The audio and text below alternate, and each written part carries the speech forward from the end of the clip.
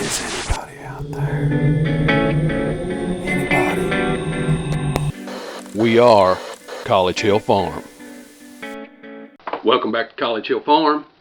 Well, today we're continuing our series on casual and complementary prepping, and we're looking at what happens when we lose our ability to predict weather. You know, our great-grandparents, or my great-grandparents, didn't have the luxury of the weatherman.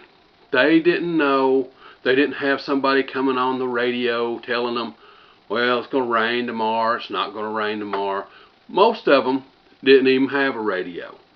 So they had to rely on their natural senses in order to figure out what was going to happen with the weather. And they passed that knowledge down through sayings like, red skies in the morning, sailors take warning. Things like that.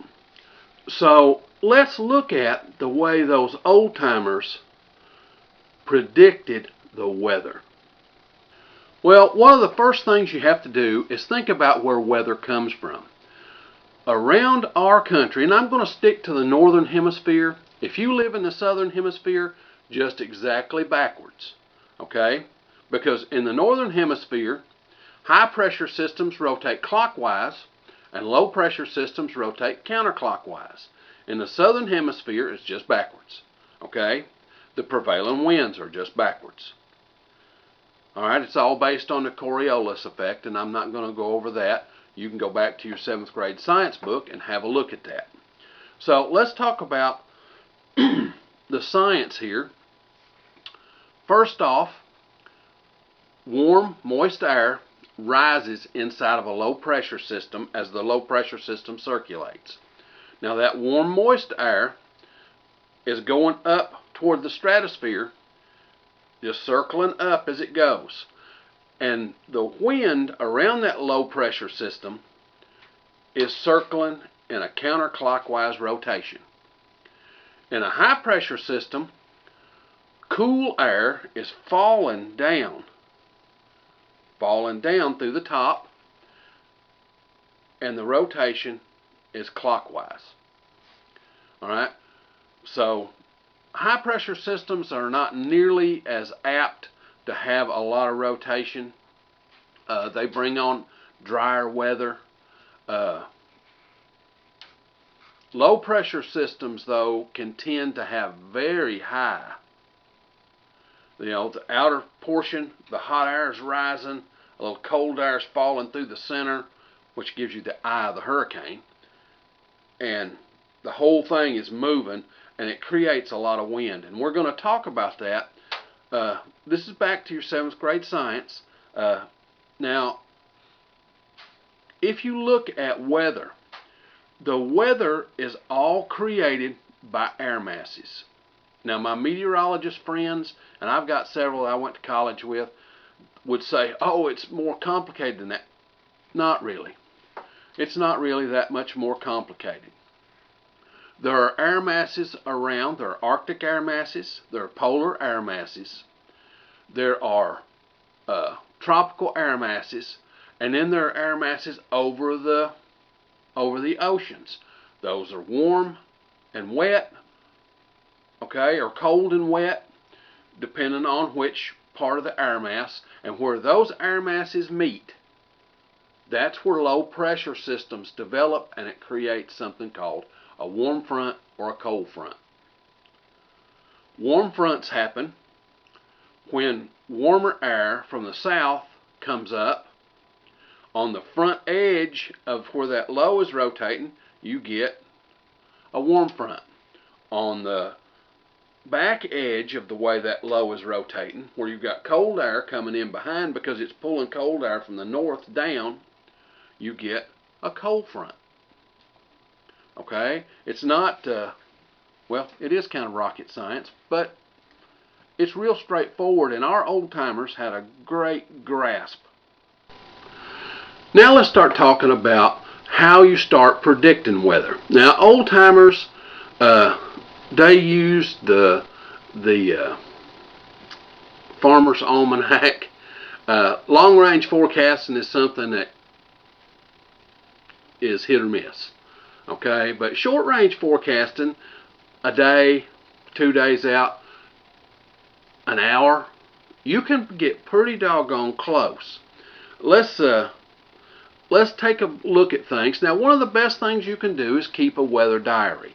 But what you're going to notice if you keep a weather diary is you're going to notice the things like the clouds, the cumulus clouds, and all the different types, the stratus clouds, and just all the different types of clouds. And this video is not about teaching you what the clouds are. You can look up anything about clouds and learn what each of the different clouds are, and thunderheads and all that. You can do that. You don't need me to show you that. I'll put up a little graphic that shows the different types of clouds, but there are things that you should put in your weather diary, like what was the temperature today? Was there a frost? What was the barometric pressure reading in the morning? What was it in the afternoon? Or what was it at night? Okay, those are the kind of things that are going to be useful to you later in predicting. Now, as far as instruments, a barometric pressure, a barometer, is a handy little tool, but you know, it's as useless as teats on a boar hog if you don't do it over time. The barometric pressure at any one time doesn't tell you a thing about weather. Let me say that again. The barometric pressure at any one time doesn't tell you a thing about weather.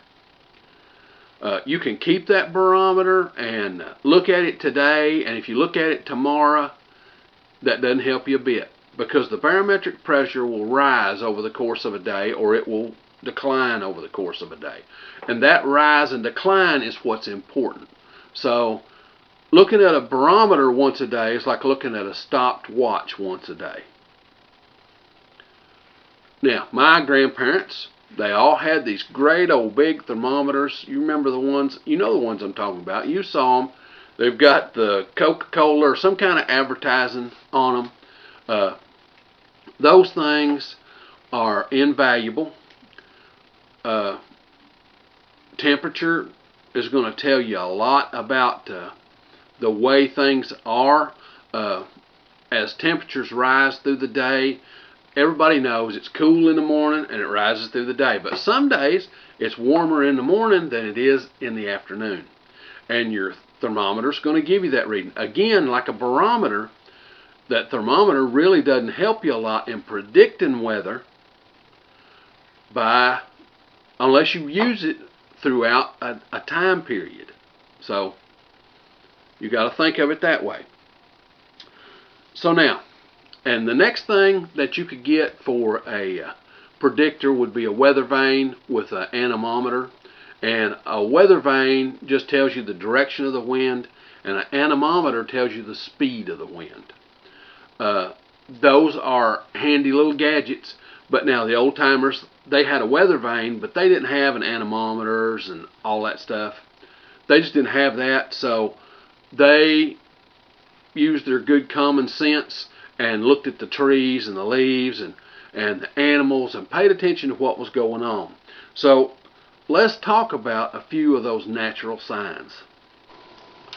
Okay, here in the United States, our prevailing wind is westerly. Now, what that means is the wind comes from the west and goes to the east. If you've got a southerly wind, it's coming from the south and going to the north. Sometimes that seems backwards. You know, if it's blowing east, it seems like it ought to be called an easterly wind. But it comes from where it's originated. Now, in the United States, natural wind during normal season without rain is a westerly wind. It could be a northwesterly wind or a southwesterly wind, but it doesn't matter. It's a westerly wind because of the rotation of the earth and the movement of the air masses. The wind is traveling to the west. Now, in the summertime, the wind comes from the southwest. In the wintertime, the wind often comes from the northwest, but it's still a westerly direction. That really doesn't change anything. So if we look at those prevailing winds, we can use those as a great predictor of what's coming. So let's take a look at that and see how we can do that. All right, let's talk about when a storm is coming. Now, the way you can tell when a storm is coming, the wind will change directions. All right, our prevailing winds are westerly. When a low is approaching you, the wind will start coming from the southwest. That's in the winter, the summer, it doesn't matter. The wind will start coming from the southwest. When the low is almost upon you, the wind will come from the south. Does that make sense? Because of the circulation, the low is to your west and the wind is coming at you from the south. Now, when the low gets right upon you, then the wind's going to just keep changing direction over and over. It's going to be south, then it's going to be north. As the low passes, the wind will come from the north. And then you'll get northwesterly winds. Okay, and then you'll get westerly winds and the sky will clear up. Noting the direction of the wind can really change the way you can weather forecast. The low pressure system, of course, as it's approaching you, the wind comes out of the south. And as it passes you, the wind comes out of the north. Does that make sense? So on the back side of the low pressure system, that's where you get a cold front, and on the front side of the low pressure system, you get a warm front. Okay. Old-timers had a phrase for this, or a saying. You've heard all those sayings, but the saying was, when the wind is from the south, the rain is in its mouth. When the wind is from the east, it's neither fit for man nor beast. And when the wind is in the west, suits everybody best. So as the low goes by, the wind is blowing south. Southerly wind is blowing north, but it's a southerly wind. You're going to get rain. When it converts to a northerly wind, you're going to get prettier weather. If it's blowing from the west, you're back to a normal pattern without a storm. It's real simple. And by the way, those winds that are coming up from the south, those southwesterly winds, and as they switch from southwesterly to southerly, those are called backing winds. Now, when those winds approach, they cause the leaves on the trees to turn up and show you their bellies. Paul always told me that rain was coming. Well, that makes good sense. Because of the direction of the wind, the leaves would raise up and show you their bellies as they fluttered in the wind. As pressure drops, as the barometric pressure drops, a storm is approaching. Well, on your homestead, your animals know. They'll get more active, loud. Ants will get more active on their anthill. Bats and birds will fly low.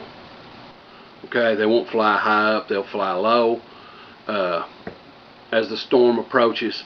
The smoke coming out of your smokestack will come out really slow, and as the low continues to drop, the smoke will even go down, start falling to the side. Part of that's due to the wind, part of it's due to the pressure. Low pressure, it's typical for the pressure to drop some at night. Have you ever noticed at twilight that you can hear better? You can hear somebody down way off in the distance talking when normally you wouldn't be able to hear that. That's because that low air pressure allows sound molecules to travel more efficiently. Okay, so things are clearer, the sounds are clearer. If you keep bees, they'll stay close to the hive and not be wandering out as far, getting ready for the rain to appear. Smells seem less. Okay, outdoor smells, your barn smell, all that stuff will seem less because of that low pressure. You know, it just makes the air less dense. The old-timers even had a saying for this: sound traveling far and wide, a stormy day will abide. So you can plan on getting a storm as that pressure begins to drop. As the pressure rises, there are also some things that are going to occur. Birds are going to fly higher. The bees will travel far and wide. The ants' nests will be really, really calm.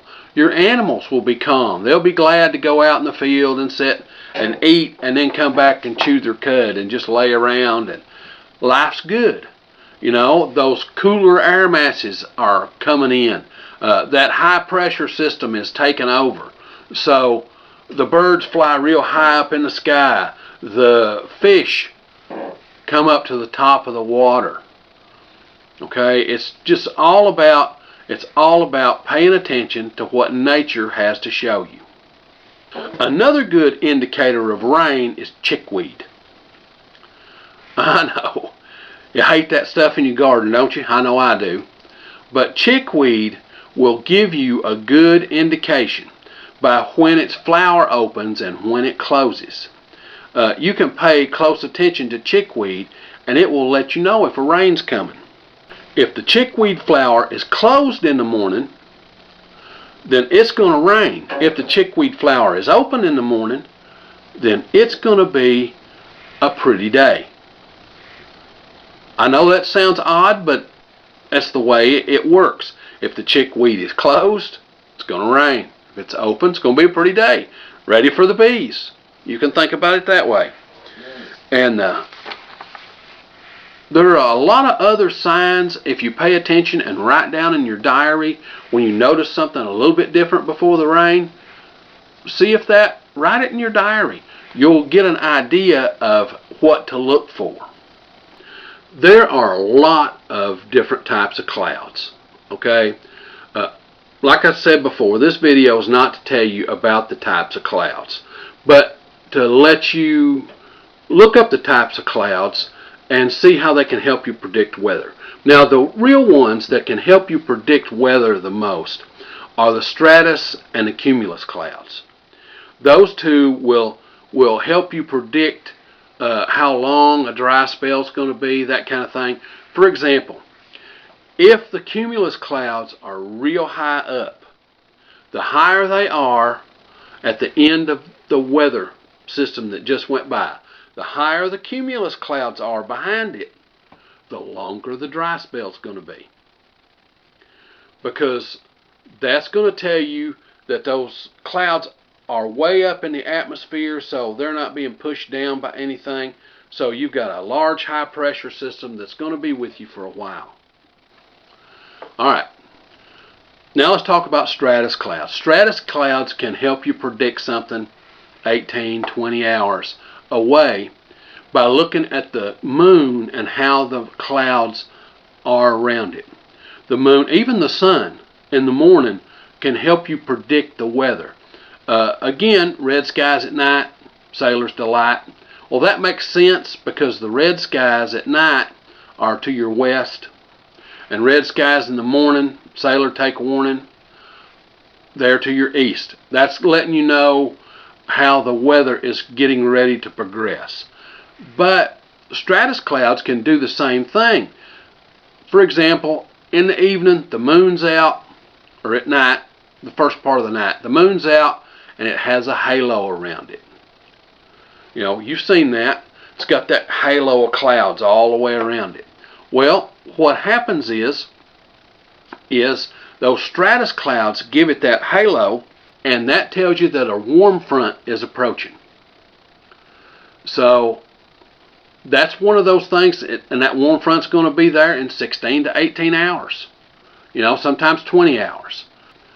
Now, if those stratus clouds get all over the sun or the moon and make it look fuzzy, you know, I'm not talking about blocking it out. I'm not talking about that. I'm talking about it just looking fuzzy. Well, in 8 to 10 hours, you're going to get that weather front approaching. The old-timer saying was, the moon with a circle brings water in her back. Okay, the moon in a circle brings water in her back. So in other words, if you've got a moon that's got a halo, it's getting ready to rain. Probably 10 to 20 hours from now, it's going to rain. There are lots of other old-timer sayings. For example, when the stars begin to huddle, the earth will become a puddle. What that means, I'm not exactly sure. They say that stuff, but I'm not exactly sure. That would mean that the clouds are covering the stars or something. Doesn't make a lot of sense. But some of the things that they say have scientific evidence to back them up. And they were just known facts that occurred. Let's take, for example, frosts. You go out on a cold winter's evening and the blanket of clouds is gone and the moon is just super bright. I mean, it's clear as a bell. Frost is coming. You know, and old timers had a saying, clear moon, frost soon.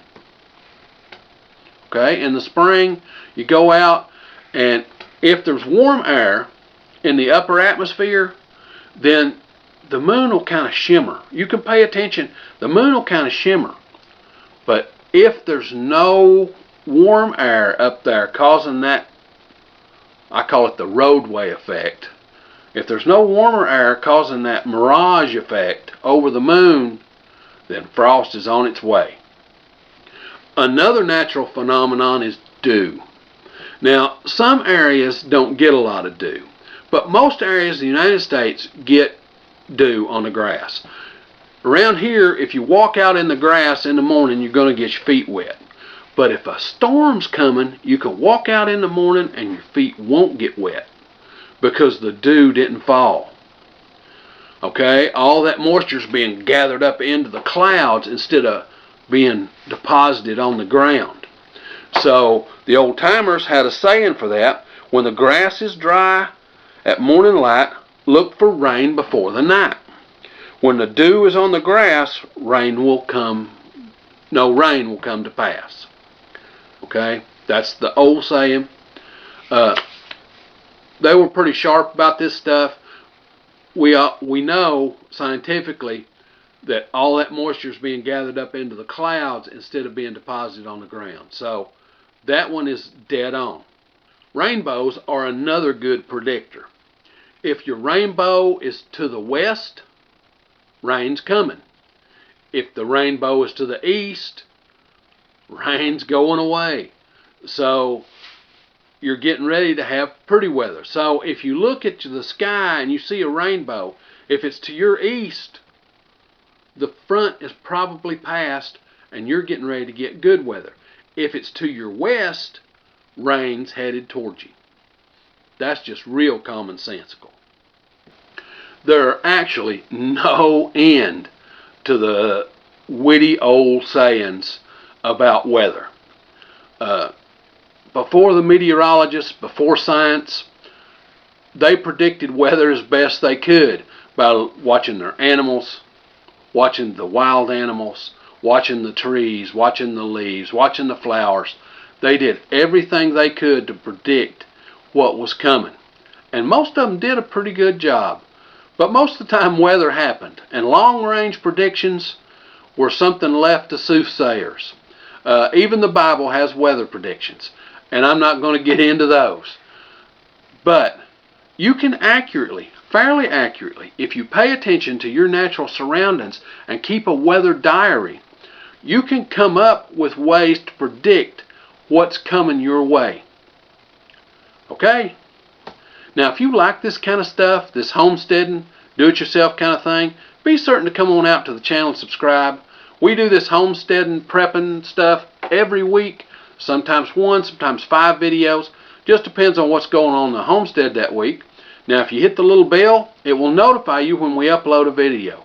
We upload every Sunday. And now, with that being said, it's time for me to get on to the next thing.